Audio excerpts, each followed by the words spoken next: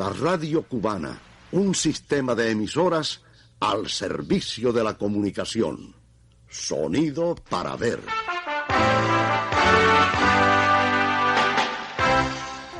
Venimos chapeando. Atención, pueblo de Cuba, yo quiero que todos canten mi coro. Chapeando bajito, Bárbara Betancourt. Desde Cuba y para el mundo, para que no le hagan cuentos. Angélica Paredes. Desde el lugar de los hechos, para que usted no se deje confundir. Y Arlene Rodríguez de Ribet. Somos un equipo dispuestos a darle todos los elementos, chapeando bajito, para que no entre ninguna fake news. Para que nadie te confunda. Para que no nos dejemos confundir. Hola, muy buenos días. Estamos de vuelta chapeando esta mañana fría. Bárbara Betancourt. Buenos días. Y bueno, Reinier Eduardo también, que nos acompaña. Nos ayuda a analizar por qué hoy... Buenos días. Buenos días, Reinier. Y hoy el tema, cuando parecía que ya todo se acababa, que todo terminó con el asalto brutal al Congreso norteamericano, pues parece que la administración Trump le siguen quedando maldades por ejecutar. Y la noticia desde ayer es que, tal como habían anunciado, han vuelto a poner a Cuba en la lista de países patrocinadores del terrorismo. Una lista, bueno, que tiene muchísimos años de ejecución, un derecho que ellos se arrogaron que nadie les dio. Y yo recuerdo ahora mismo que creo que fue en 1982 cuando Cuba entró por primera vez. Cuba la entraron por primera vez esa lista. Entonces con muchos motivos, después lo han ido variando con el tiempo. En el 15, recordarán que ya en este siglo, en el 2015, la administración Obama sacó a Cuba de esa lista en la que, por supuesto, nunca debió estar. Y el año pasado hicieron un amago, ¿no? Diciendo que Cuba no colaboraba lo suficiente con la lucha contra el terrorismo, lo cual fue una antesala para la escalada de sanciones que han impuesto a Cuba. Se consumó, tú lo habías dicho, lo habían anunciado hace unos días, de que había muchas posibilidades de ingresar nuevamente a Cuba.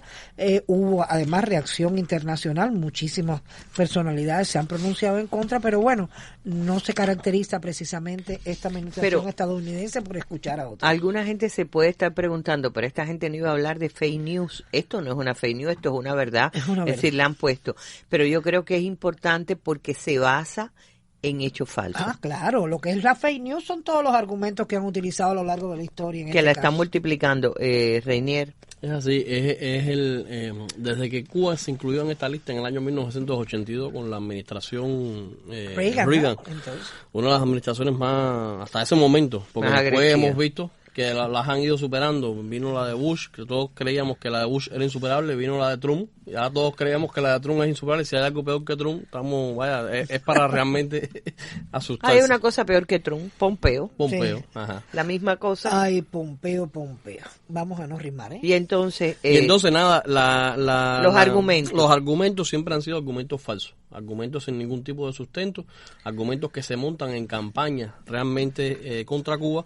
La primera vez que Cuba entró a la lista de estados patrocinadores del terrorismo fue, por ejemplo, primero que si Cuba apoyaba y era artífice de la desestabilización en América Latina por el apoyo a los movimientos en América Latina. Fue un argumento que se mantuvo o que tuvo su época entre la década del 70 y el 80 y que fue lo que motivó a que en el 82 nos metieran en la lista. Ese argumento después feneció. Se fue. Era la guerra de baja intensidad que la habían declarado, por ejemplo, a Centroamérica. Entre otras cosas, porque Cuba apoyaba a los que combatían a los escuadrones de la muerte, a los que dejaron 200.000 muertos en Guatemala, en El Salvador. Y después ese argumento fue feneciendo y después durante el año 91 hasta el 2001 más o menos, el argumento era el tema de que Cuba tenía en su territorio, había albergado un grupo de ciudadanos extranjeros que se habían acogido a la figura del derecho internacional del asilo político. Ellos dicen fugitivos. Y son refugiados políticos bajo la figura de refugiados políticos que han intentado presionar para que Cuba los entregara.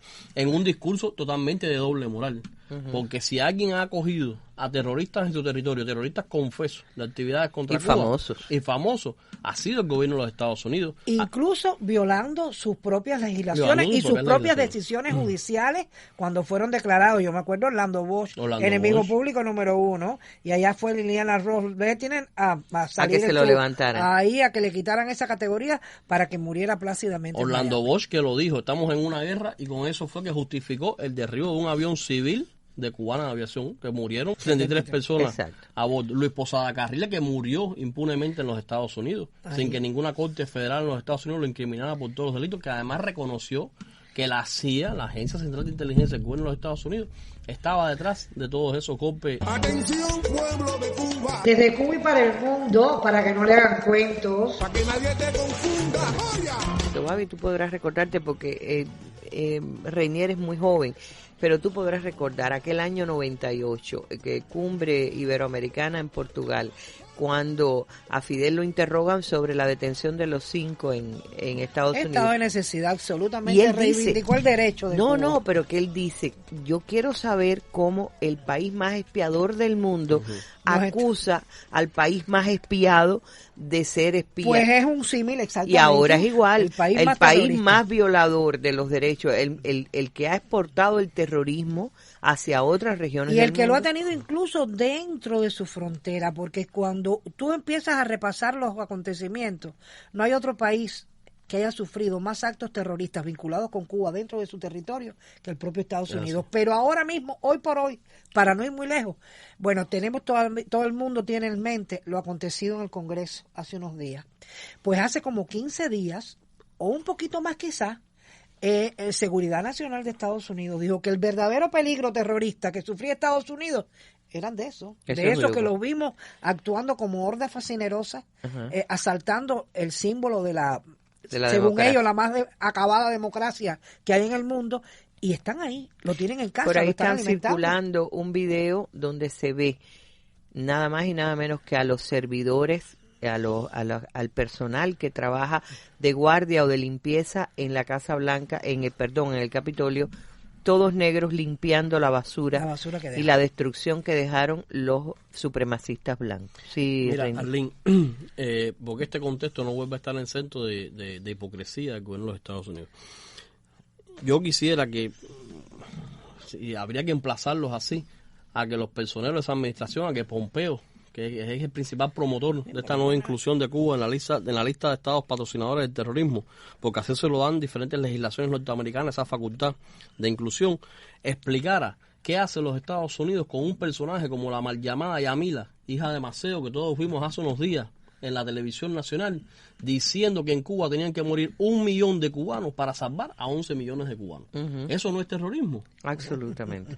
¿Qué hace el gobierno de los Estados Unidos con otros tipos de personajes que se han demostrado con elementos fehacientes que desde los Estados Unidos están incitando al terrorismo contra Cuba? El otro día hay un video por ahí que sería muy bueno ponérselo a la población, que es un muchacho joven vestido con el uniforme del ejército de los Estados Unidos, con un fusil reglamentario del fusil de asalto de los Estados Unidos, apuntando y disparando contra las imágenes del presidente de la República y el primer secretario del partido. Eso no es actividad terrorista o incitación al terrorismo contra Cuba. Así mismo. Bueno, sin ir más lejos, acuérdense del ataque que sufrió nuestra embajada. No hace nada. Y no pasó nada. Vamos a hacer una pausa. A la vuelta hablamos, que me parece muy importante también, qué significa y por qué se hace, y en este momento, cuando ya le quedan horas a ese gobierno terrible, de tan mala memoria, le quedan pocas horas en el Ejecutivo, ¿por qué lo hace? ¿Por qué contra Cuba? ¿Y qué significa para nosotros? Venimos chapeando para que nadie te confunda, para que no nos dejemos confundir. Bueno, ¿qué significado tiene? ¿Por qué ahora? ¿Por qué en este momento? ¿Por qué si ya el día 20 estamos hablando de apenas horas toma posesión Biden? Es dejarle al gobierno de Biden las manos. Situación. Es como una cláusula. Sí. Es bien complicarle complicarle la situación. En el supuesto caso que llegue con intenciones, como algunos pueden asegurar, y algunas señales que uno ve por el grupo que lo va a estar acompañando en su gabinete, uno podría pensar que sí tiene esas intenciones de mejorar la relación. Cualquier cosa que haga va a ser mejor, porque Trump menos peor. Es que dedicó toda su administración, en el caso de Cuba, a desmontar todo lo que se había avanzado. Cualquier mínimo avance que tenga Biden la intención de hacer, bueno, va a tener muchos obstáculos que librar. Uno de ellos es porque esa condición de país patrocinador del terrorismo lleva en sí mismo, no es que tengan que dictar nuevas sanciones contra Cuba, eso ya es una sanción, porque eso viene convoyado con un paquete de restricciones que nos limita créditos, nos limita relaciones comerciales, tener ese San Benito, digamos, bueno, lleva pues sanciones, lleva sanciones claro, para todo el que todo le el que se preste relacione financiamiento con a Cuba, y entonces, bueno, la gente podrá tener mucho interés, podrá hacer Cuba una plaza atractiva, pero en esa lista pierde realmente puntos, el atractivo que puede representar Cuba pierde atractivo en general. Mira, yo quiero apuntar 3 elementos. Vamos al año 2014, diciembre del 2014, 17 de diciembre, se anuncia el inicio del proceso de restablecimiento de relaciones entre Cuba y los Estados Unidos. Eso fue el 17 de diciembre. En el 10 de abril del 2015, 4 meses después, una de las primeras medidas de peso que toma la administración Obama es precisamente sacar a Cuba de la lista de estados patrocinadores del terrorismo, porque esto tiene un efecto, además de todo lo que vamos a mencionar aquí ahora, tiene un efecto primero que todo simbólico. ¿Qué hace el gobierno de los Estados Unidos negociando o entablando cualquier tipo de diálogo o de negociación con un país que supuestamente está patrocinando el terrorismo? Es cerrar la puerta y ponerle un candado. Cerrar la puerta y ponerle un candado. Y esto es lo que está haciendo la administración Trump en este momento. Muy bien lo has dicho. Está cerrando la puerta y le está poniendo un candado para hacer más difícil el anuncio que hizo Biden hace unos meses atrás. Yo recuerdo, porque ¿se acuerdan cuando se expresó la voluntad por la administración Obama de hacer relaciones con Cuba, de levantar el bloqueo, etcétera? Y se demoraban y iban y venían, y reuniones van y reuniones vienen, que por la parte nuestra presidía Josefina Vidal, y uno decía, ¿pero qué pasa?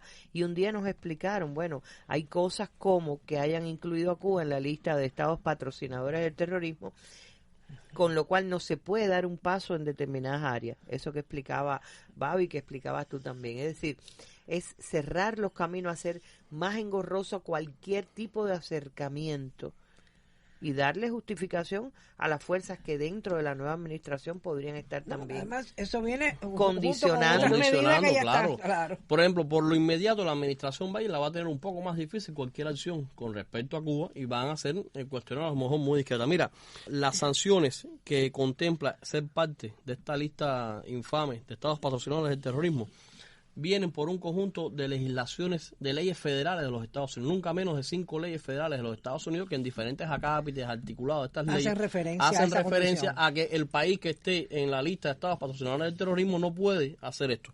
Algunas de las medidas son, por ejemplo, que no se le puede vender a Cuba nada que tenga que ver con a Cuba, a los estados que están en esta lista, con bienes o tecnología. No se puede acceder a financiamientos, créditos, ningún tipo de forma de ayuda de fondos internacionales, de los organismos financieros internacionales.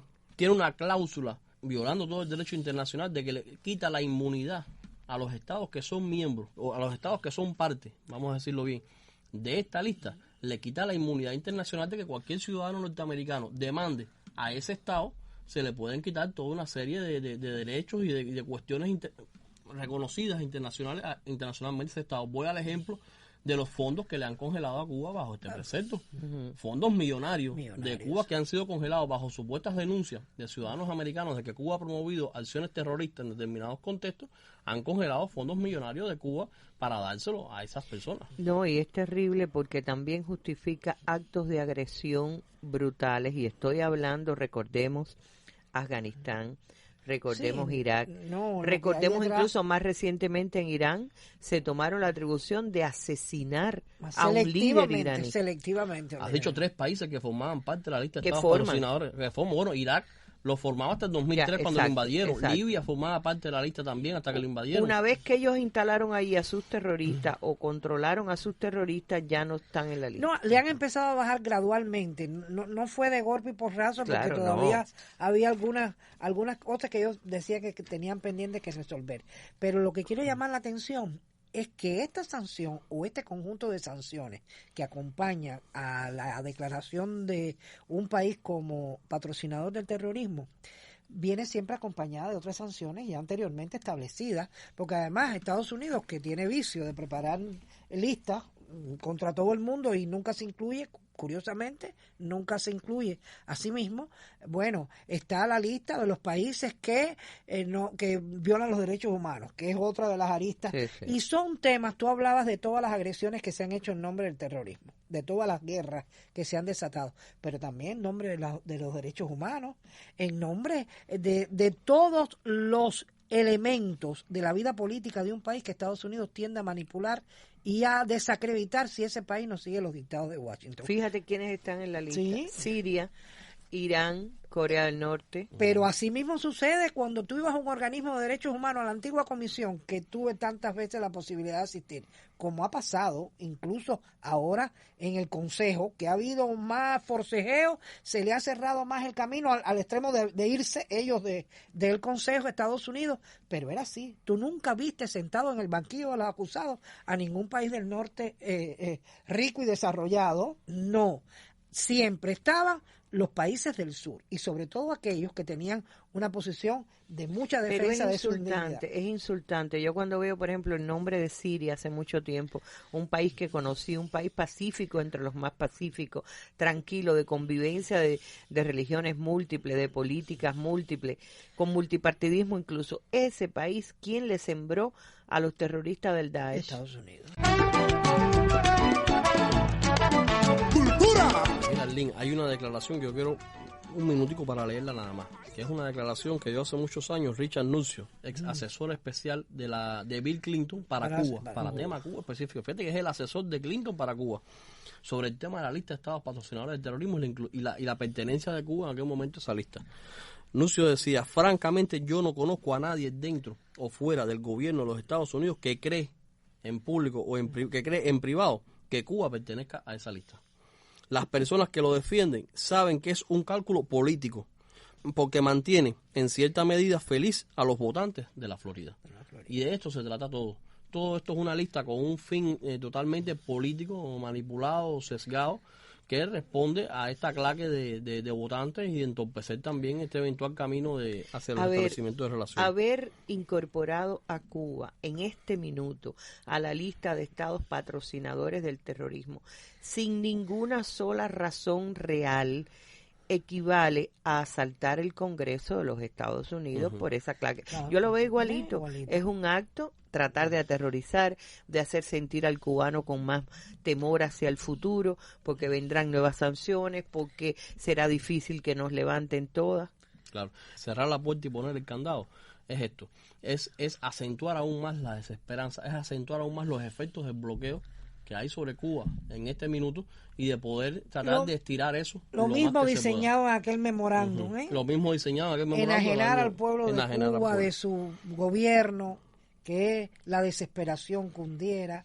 Y por si acaso, si usted es de los que le llega algún tipo de material por internet o por alguna de esas personajes que se dedica a ganar dinero hablando mal de su país donde nació alguna vez, bueno, tenga clarísimo también que cuando nos acusan de tener aquí organizaciones que han tenido algún tipo de involucramiento en combates, etcétera, como se ha acusado que si el ELN o que si algún fugitivo de la justicia norteamericana, en la práctica Cuba tiene un expediente transparente que mostrar.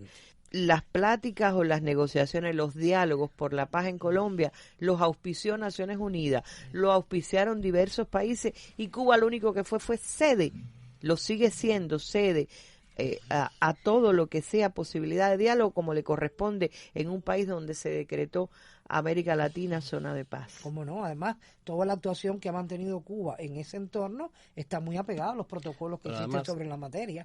Y antes, en otros momentos, cuando nos acusaron de tener vascos, todo eso, yo me acuerdo Ahora, hasta por pedido sí, del presidente de España. De España, del presidente del gobierno español. Entonces, bueno, yo que me después acuerdo, fueron países que también, es decir, gobiernos que después se desmarcaron, habiendo como habían hecho pedidos a Cuba ¿cómo no? de ayudar. No, Cuba callaba tuvo, hasta que el Fidel los asusó. En el año 2016 un hito.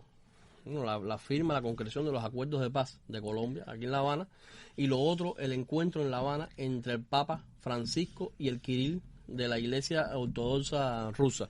Y ahí el Papa Francisco dijo una frase: Cuba es la capital de la paz. La capital no? de la paz. Bueno, yo espero que el mundo reaccione contra esto. Ya Sí, queda, cómo no. queda muy poca reacción en el mundo. Nadie se atreve o dan por terminado este gobierno. Pero miren, no olviden nunca que en sus minutos finales todavía Los coletazos. insistió en apretarnos la cuerda. Yo digo siempre, lo relaciono con aquel hombre que asesinaron en la calle. Apretarnos más las rodillas sobre el cuello.